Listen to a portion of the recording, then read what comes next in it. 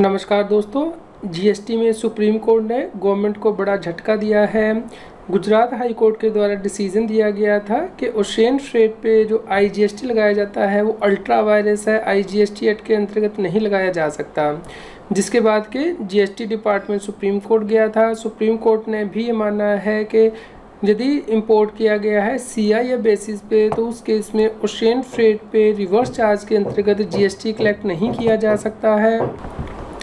इस केस में tax payer का ये कहना था कि जब वो गुड्स को इंडिया में लेके आता है तो उसे सप्लाई ऑफ गुड्स माना जाता है और कस्टम एक्ट के अंतर्गत जो आईजीएसटी है उसे पे करना होता है इंपोर्टेड गुड्स के ऊपर। और यदि अब उसे ट्रांसपोर्टेशन सर्विस पर भी रिवर्स चार्ज के अंतर्गत जीएसटी पे करना होगा तो इसका मतलब होगा कि उसे डबल टैक्सेशन पे करना पड़ रहा है।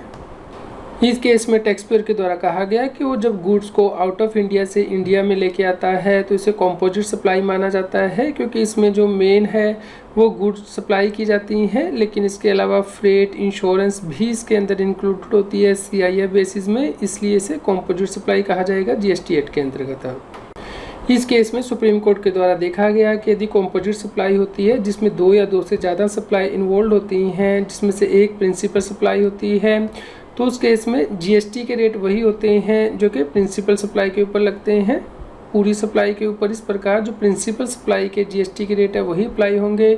इस प्रकार इसे जीएसटी एक्ट के अंतर्गत सप्लाई ऑफ गुड्स माना जाएगा।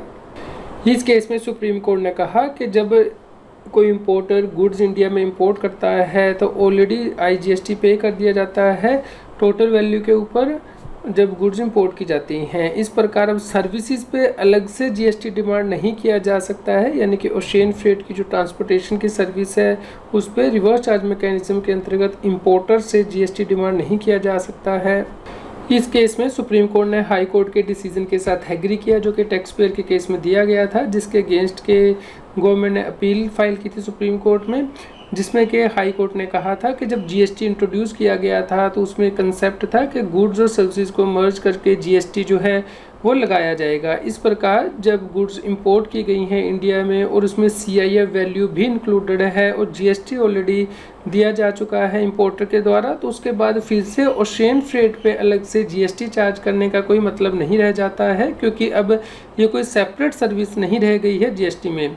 क्योंकि यदि ऐसा करना अलाउ किया गया तो फ्यूचर में ऐसा हो सकता है कि जीएसटी डिपार्टमेंट जो है अलग से जीएसटी मांगे, जैसे कि इंश्योरेंस पे, पैकिंग पे, लोडिंग पे, अनलोडिंग या फिर लेबर चार्जेस पे, जबकि इन सभी सर्विसेज और गुड्स को इंक्लूड करके as a composite supply already GST पे किया जा चुका है इंपोर्टर के द्वारा।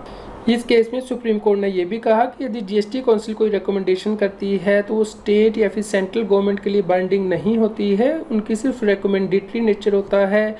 उसे स्टेट गवर्नमेंट या फिर सेंट्रल गवर्नमेंट एक्सेप्ट भी कर सकती है या फिर नहीं भी कर सकती। दोस्तों, इस प्रकार इस केस में सुप्रीम कोर्ट ने ये कहा है कि सीआईएफ के कॉन्ट्रैक्ट में इंडियन इंपोर्टर से ओशियन फ्रेट पे रिवर्स चार्ज के अंतर्गत जीएसटी डिमांड नहीं किया जा सकता है।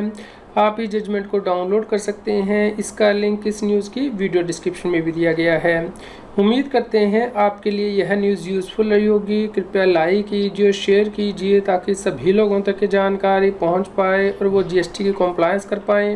रेगुलर जीएसटी और टैक्स अपडेट के लिए इस चैनल को सब्सक्राइब करें।